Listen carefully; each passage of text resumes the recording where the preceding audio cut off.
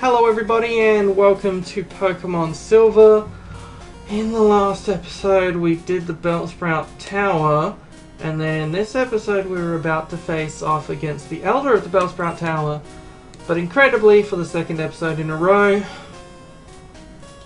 we get a call from some random trainer who wants to tell me that he almost caught a Rattata, which is like, wow, amazing achievement of the year. You know, they don't give participation awards, Wade. So in the last episode, as I was saying, we went to the Sprout Tower because we have to go up here to get Flash, the worst HM of all time, which I'm glad they managed to quickly demote. Of course, all HMs are demoted now, as according to the last generation that we just had, but I'm glad that Flash specifically was just like ruined because I hate it. What a waste of a move. So I'm gonna just take them all out with my Dunsparce that I didn't bother to heal, because really, even if you crit, look, even if you crit, guy, it's not working out. It's not gonna work out for you. It's just a bad plan, just to have an army of Bellsprouts. Like, I don't know what you're doing. I don't know why you think it's a cool idea to have a Bellsprout Tower where everyone has Bellsprouts and one Hoot. Like, who came up with that plan? Whoever came up with that plan, you should fire them.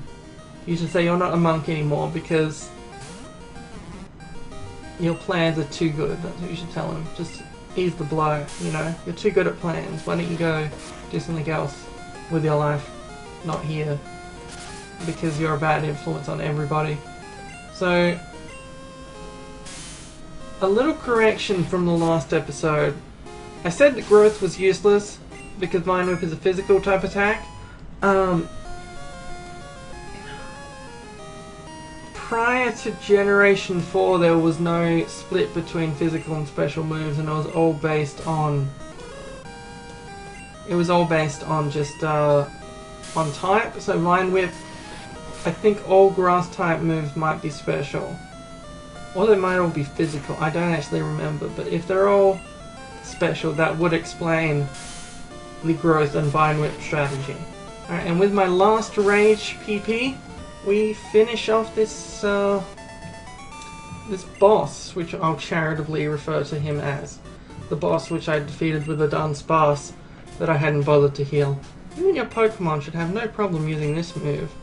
Oh, yeah, well, I'm not going to teach it to them. It'll mean that they only have 3 slots for their moves, plus 1 waste of a move. Just a waste of everyone's time. Look, I'm happy that they demoted. I'm happy that they demoted Flash. And for the first time in the Bellsprout Tower, we encounter a wild encounter. A level 6 Gastly, which is not immune to ground type moves because this is Generation 2. So what we're going to do in that case is we're going to capture it. I'd like a Gastly. I mean, you know, why not? Why not have a Gastly when one appears before you? It's quite useful too when so many Pokemon just know normal type moves.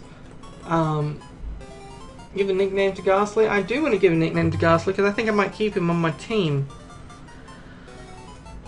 What do we call Gastly? I'd like to hear in the comments. We sort of had a theme going with the nicknamed Pokemon, where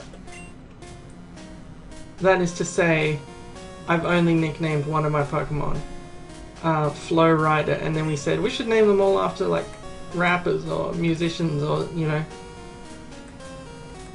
people in that general category. So who is a like musical artist who you think would make sense as someone for Gastly to be? Because I could probably think of one if I stopped for a while, but for now I'm happy to let them be named by the audience, because I didn't have anything in mind, because I forgot that there were Gastly in this tower, I'll be honest. This Gastly, by the way, female Gastly. So, look, if you want to make a never gonna give you up related pun, I'm sorry, but I think we'll have to go with, we'll just have to go with something else, because we need a female artist name for Gastly. That's just the rule. I don't know if I've been following this rule up until now, because I don't remember if Florina is male or not. Okay, phew. Okay, we're all good. We're all set. So as you can see, there is a Pokeball over there. If we took a different route, we could have gotten another item, but I don't really feel like it. So we're not going to get the item, unless the item was something important, in which case tell me in the comments, I'll come back and get the item. But I don't think it's like an XP share or anything, which is about the only kind of thing that I'd care about. Because really, otherwise, you can get items anywhere. Well, at a shop generally, or lying on the ground somewhere. And I don't remember how to get to it. It's the other part to that. So what we're going to do is we're going to head out of town. If we look at our map, if we check our map, that's a pack and not a map. I would fail at Dora the Explorer. There we go. We came from New Barktown. Came along Route 29. It's a strange route to start things up on, but as you'll see later, there's a bit of connection with other routes from previous titles in the series, and there's only been one set of previous titles in the series until now. Cherry Grove, we went to Violet City, and now it wants us to go south to the Union Cave and then through to Azalea Town, where there are Slowpokes, which promises to be a fun experience in which we can have some delicacies. Or maybe not have some delicacies, because maybe it's a black market for those delicacies and we're just a kid and we don't want to get involved in risky business, apart from wiping out entire criminal organizations at the age of 10, which doesn't count as risky business because everyone knows that's fine. You just do what you want. We can go to the Ruins of Alph, but I don't feel like it, so what we're going to do is go down to this route, and I wonder what kind of Pokemon this trainer is going to offer us. Let's bring up Gastly to our party now that we've healed him up at the Pokemon Center.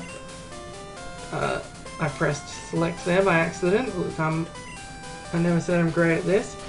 We can teach it Flash, but we don't have any moves otherwise, and I don't want to teach it Flash. I am like against teaching it Flash. There's a good Pokemon there. It must be from the training you gave them around Violet City. Yeah. As a souvenir of Violet City, take this. It increases the power of Grass type move. I will take that. Do I have any Pokemon that have Grass type moves currently? I do not believe so. But that's fine. Oh no, here he is. I was making a reference earlier to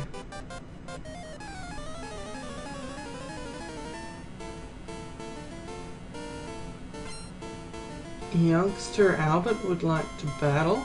Are you gonna get my phone number? I've already got a youngster on my phone call. Okay, so we have Lick, which is not effective against normal types. And Rattata has presumably Tackle and maybe Quick Attack, neither of which are useful against ghosts.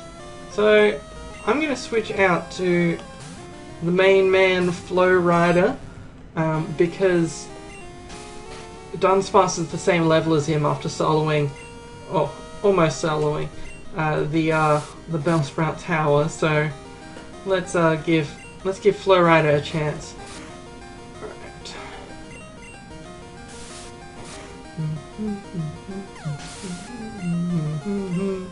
That was my singing. I hope you enjoyed it. Available now on iTunes.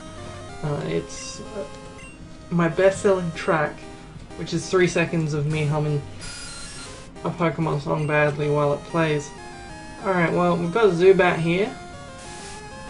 which we'll be seeing a lot more of in the future. I can promise you that. You get Leech Life, which got a major upgrade in recent games, or it might have been just the last generation, but I remember seeing Leech Life, and instead of doing like 10 damage or whatever, it does like 60, and it's like on par with like Mega Drain or Giga Drain or something. And I thought, wow, that's pretty good. And we finally get a water type move for Flow Rider. After all this time that we've been, you know, rocking and rolling, hold on, I feel like I did something wrong there. I'm able to switch out his moves, right? I don't remember how. It's been so long since I played these old generations that the UI is a bit of a mystery to me. Hello? You're facing the wrong way. Oh, well that explains why. Hello.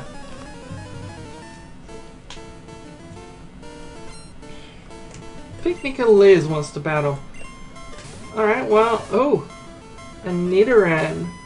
That's always a welcome sight, because if you were a normal type, my sad Gastly would be unable to attack you. But instead, Gastly does near useless damage, but does pull off a paralysis. So let's actually switch to Dunsparce, who actually is the one with super effective move here. Because if you remember Dunsparce... Thanks. Dunsparce did get Mud Slap. It's not a very powerful move, but here in the early game, honestly, lots of things are powerful moves comparatively. Like, everyone's just doing sad damage here in the early game, because they're not smart enough to have Hyper Beam yet. Not that any professional competitive player would use a move like Hyper Beam, where you have to recharge for a turn. But it sure felt cool when you used it as a kid, and that's what really matters. That's the main point of Hyper Beam, is so that you can go, yeah, I just used Hyper Beam. Picnicker Liz was defeated. Take it easy. That's mean. Oh, I was having a nice chat too. Alright. As long as you don't phone me at the start of the next episode, which will be happening very soon, I will see you then.